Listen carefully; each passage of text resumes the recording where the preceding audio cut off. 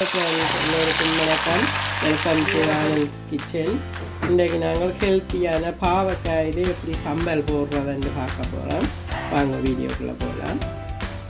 பார்த்தீங்கன்னா பாவக்காயை ரெண்டாக வெட்டிட்டு உள்ளுக்குள்ள இருக்கிற சீட்ஸ் எல்லாம் எடுத்துட்டு இப்படி நல்ல மெல்லிசாரெல்லாம் வெட்டி உப்பு தண்ணியிலே ஒரு 2-3 நிமிஷம் உப்பு தண்ணியில் ஊற விட்டுட்டு இதை புளிஞ்சு எடுத்து வச்சுருக்கேன். இதை இனி பொரிக்க போகிறோம். பொரிச்சும் செய்யலாம், சம்பல் பச்சையாயும் செய்யலாம். நான் 2 விதமாயும் செய்து காட்டுறேன். பொரிச்சு எடுப்பேன். நீங்கள் பொரிச்சு நல்லா கலகலன்னு பொரிச்சு எடுத்துட்டு நீங்கள் பொரிச்சு எடுத்துட்டு இது சம்பல் பண்ணிட்டேன்னா இப்படியேயும் சாப்பிடலாம்.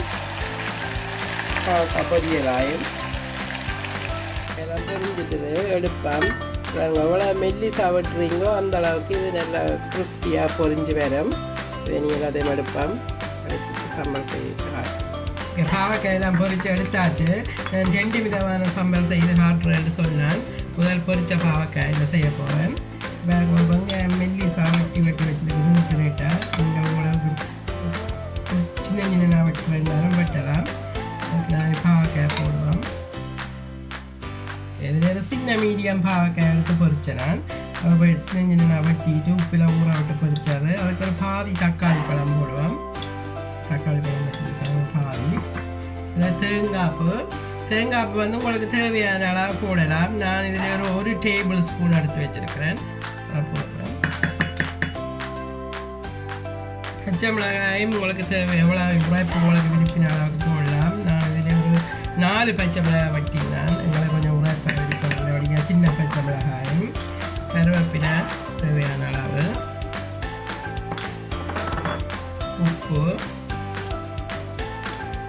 உப்பும் தேவையான அளவு. இதுக்கு புளி விடுவோம். இதுக்கு உப்பும் தேசிக்காய் புளியும் தான் மெயின். அப்போ இந்த சாம்பார் எடுக்கப்போ உப்பு தேசிக்காய் புளி கொஞ்சம் தூக்கலாக விட்டால் நல்லா இருக்கும்.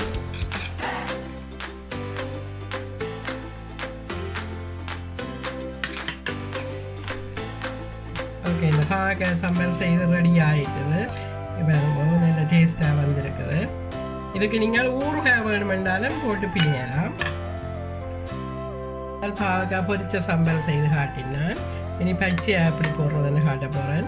இதில் ஒரு மீடியம் சிவப்பு வெங்காயம் எடுத்து இப்படி நல்லா சின்ன குருணியாக வெட்டி வச்சுருக்கிறேன். சின்ன இது பாவக்காயும் வந்து ஒரு சின்ன மீடியம் பாவக்காய் எடுத்து நல்லா குருணியாக இப்படி சொப் பண்ணி வச்சுருக்கிறேன். நல்லா ஃபைனாக சொப் பண்ண வேணும்.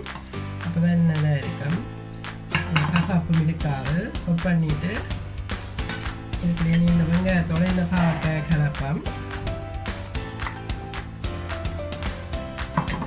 பச்சை மிளகாய் வந்து இதில் ஒரு 2 சின்ன பச்சை மிளகாய் வெட்டி வச்சுருக்கிறேன். அதுக்கு உப்பு தேவையான அளவு, சோல்டப்பம் உங்களுக்கு தேவையான அளவு உப்பு. அதுக்கு தேசிக்காய் அப்படி விடுவோம். இதுக்கு தக்காளி பழம் தான் போடையில் உங்களுக்கு விருப்பம் எல்லாம் போடலாம். இதுக்கும் உப்பும் புளியும் கொஞ்சம் தூக்கலாக இருந்தால் தான் நல்லா இருக்கும். உங்களுக்கு கசாப்பு தன்மை இருக்காது. நீங்கள் வெஜ்ஜையாக செய்து பாருங்க, நல்ல டேஸ்ட்டாக இருக்கும்.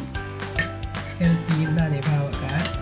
டயபெட்டிக் ஆக்கிறதுக்கு நல்லா பெரிய வெஜ்ஜையாக போட்டு சாப்பிட்றதுக்கு.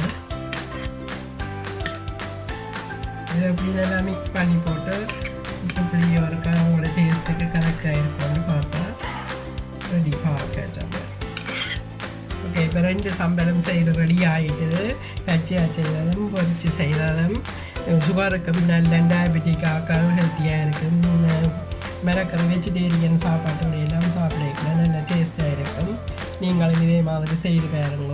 இந்த வீடியோ பிடிச்சிருந்தால் லைக் பண்ணுங்கள், கமெண்ட் பண்ணுங்கள், ஷேர் பண்ணுங்கள். மறக்காமல் சப்ஸ்கிரைப் பண்ணுங்கள். தேங்க்யூ, பாய்.